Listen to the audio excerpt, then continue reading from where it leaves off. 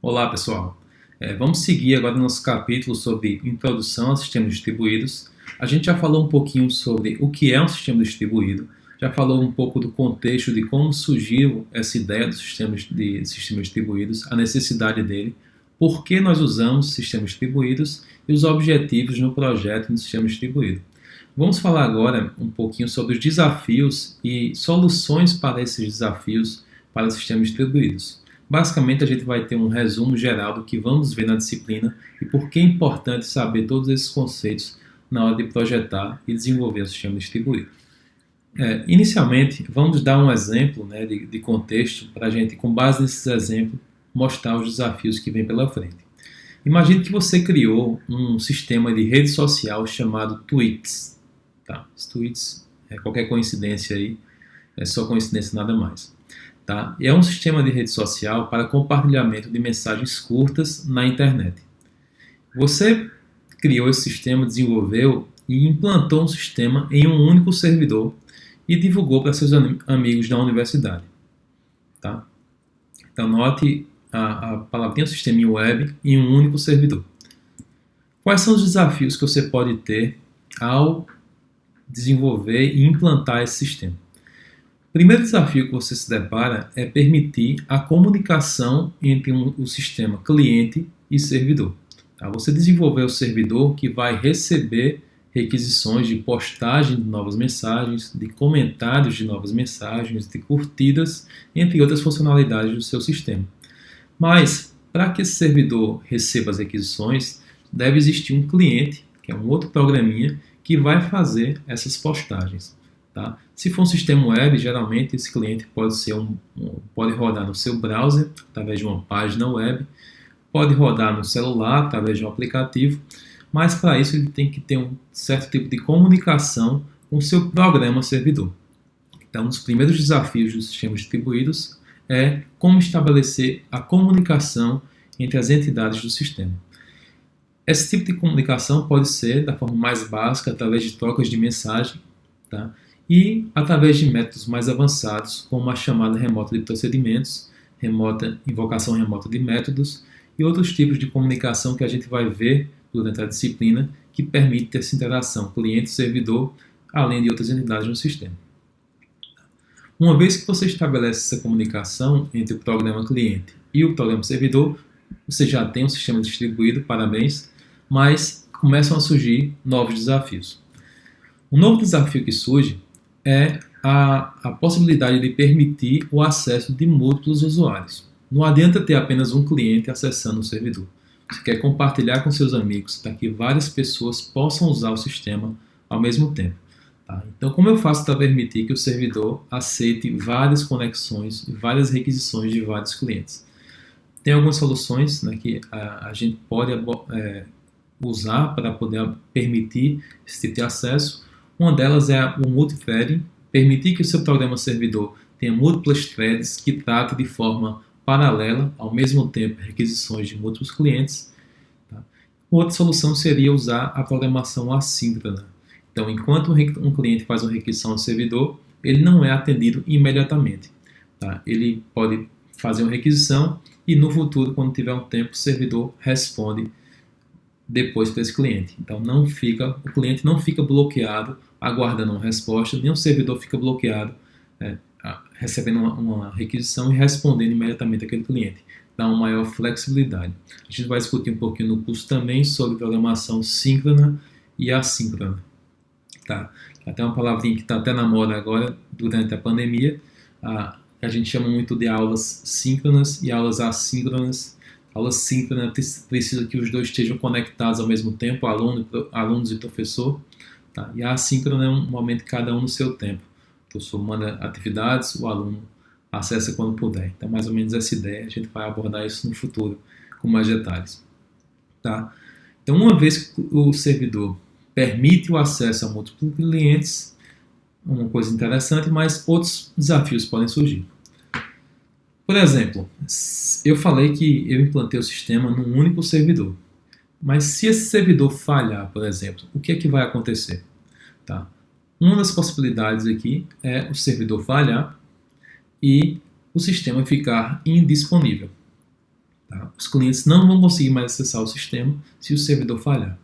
Além disso, eu posso ter uma falha ainda mais grave, que se o servidor, o disco rígido, por exemplo, desse servidor também falhar de forma permanente, os dados armazenados no servidor vão ser perdidos eternamente. Então, não vou conseguir mais recuperar os dados da minha rede social, ela vai começar tudo do zero.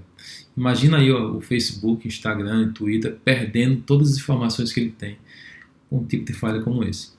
Então pense um pouquinho aí, que tipo de solução a gente pode ter para resolver o problema da indisponibilidade e da integridade dos dados, a questão de não perder os dados armazenados.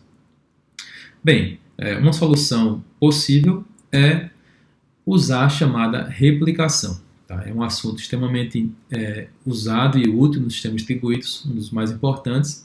E um exemplo de replicação é usando o modelo de réplicas primárias e secundárias. Basicamente, eu vou ter uma réplica primária responsável por atender às requisições dos clientes. E vou ter também réplicas secundárias, onde eu vou fazer um tipo de backup dos dados. Então, os dados da réplica primária, sempre que ele receber novas atualizações, eu tenho que atualizar minhas réplicas secundárias, meus outros servidores de backup, porque caso a réplica primária falhe, eu vou ter um backup dos meus dados e não vou perder os dados permanentemente. Além disso, se a réplica primária falhar, uma réplica secundária pode tomar o lugar da réplica primária, pode se tornar a réplica primária e manter o sistema disponível sem ficar fora do ar. Tá? Então, essa replicação é uma forma de evitar esses problemas.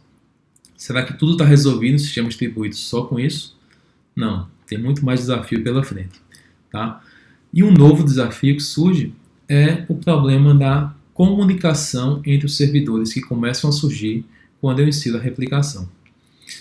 Os servidores têm que se comunicar frequentemente para atualizar os dados desses diversos servidores. As réplicas secundárias têm que ficar consultando o servidor primário para saber se ele está no ar ou se ele caiu. Porque caso o servidor primário caia, uma réplica primária tem que tomar o seu lugar. Então, imagina que essa comunicação é feita numa rede que pode ter atrasos nessa troca de mensagens. Então, se o servidor secundário consulta o primário e ele não responde, surge uma dúvida. A réplica primária falhou, ela caiu, ficou fora do ar, ou é apenas a conexão que está lenta e ele não respondeu ainda? Então, como é que eu sei diferenciar uma falha de um atraso na troca de mensagens? Como é que eu sei se um servidor falhou? Para solucionar esse tipo de problema, tem toda uma área em sistemas distribuídos chamado detecção de falhas. Eu vou precisar de um detector de falhas para poder monitorar as réplicas do meu sistema e tomar ações quando necessário. Uma das abordagens de detecção de falhas é chamado heartbeat, um heartbeat periódico. Heartbeat é a batida do coração. Então, basicamente, com uma certa frequência, eu vou mandar mensagens para os outros servidores para saber se ele está vivo. Essa abordagem também é chamada de ping. Eu vou ficar dando ping no servidor para saber se ele está vivo, se ele está no ar. Tá? Se, com certa frequência, eu mando um ping dentro de uma certa janela, ele não me responde, eu vou considerar que aquele servidor falhou e vou tomar as medidas necessárias. Por exemplo, substituir uma réplica primária falha por uma secundária. Tá? Por mais que esse sistema tenha várias soluções sofisticadas de heartbeat periódico adaptativo, ele ainda pode gerar problemas. Tá? Eu posso ainda assumir que um servidor falhou, por exemplo, tomar medidas com relação a isso, mas na verdade o servidor só demorou porque houve algum atraso atípico na rede que a resposta demorou um pouco mais. Qual seria uma consequência? Uma réplica secundária pode tomar o lugar da réplica primária e em algum momento eu ter duas réplicas primárias no meu sistema. Duas réplicas recebendo atualizações do sistema, recebendo mudanças no sistema, e eu posso ter, nesse caso, um sistema inconsistente. Tá? Bem, então novos desafios surgindo. Tá?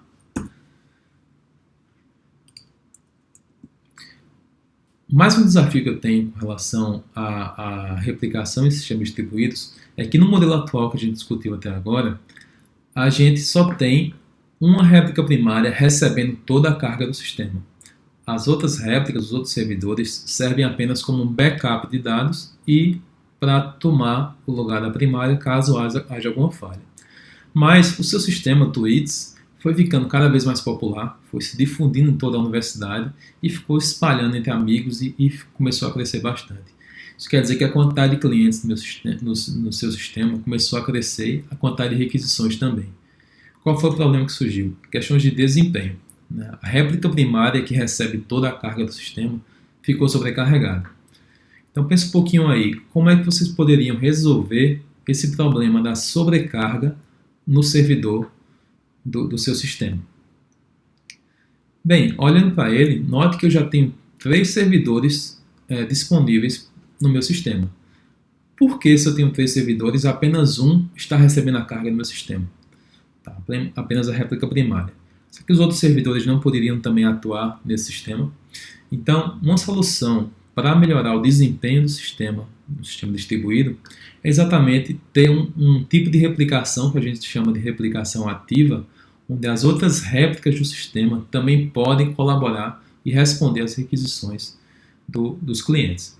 Então, nesse caso, eu vou ter uma replicação ativa, onde qualquer servidor pode responder às requisições, e eu preciso agora de uma estratégia chamada de balanceamento de carga, onde a requisição dos clientes são distribuídas para os diferentes servidores, de modo que a carga, nenhum deles fique sobrecarregado. Então, a carga é muito bem balanceada entre todos e eu consigo ter uma resposta rápida para todos os clientes. Tá? Caso o meu sistema fique sobrecarregado, por exemplo, com 3 réplicas, a quantidade de clientes começa a crescer bastante, eu posso simplesmente adicionar novas réplicas, no caso 4, 5 servidores, para poder dar conta dessa carga, caso eu tenha um aumento da carga. Se no futuro a minha carga diminuir, eu posso também reduzir a quantidade de servidores para atender essa carga reduzida, se já seria suficiente sem estar gastando muito dinheiro. Tá? Então esse tipo de estratégia também é chamado é o que vai atender os requisitos de escalabilidade do sistema, e a gente chama isso de scaling de servidores. Tem o scale out, que é aumentar a quantidade de servidores, ou scale down, reduzir a quantidade de servidores no momento de baixa carga. Tá? Geralmente, esses servidores vão rodar numa infraestrutura computacional, geralmente em clusters de servidores, que são dispostos geralmente em instantes, são os racks. Tá? Esses racks, os servidores dentro de um mesmo instante, são interconectados numa rede de alta velocidade, e eu tenho várias instantes como essa num cluster, num data center. Tá? E os servidores podem estar distribuídos em racks diferentes. As réplicas de uma mesma aplicação podem estar em racks diferentes. Qual a consequência disso? Nesse caso, nesse exemplo, eu tenho 2 servidores que estão numa certa estante, conectados numa rede, e 3 servidores que estão no rack 2, numa outra estante, num outro rack, conectados em outra rede. Eles são interligados também numa rede maior, os racks também são interligados, mas são redes distintas, 2 níveis de rede. Então, qual o novo desafio que pode surgir com esse tipo de configuração?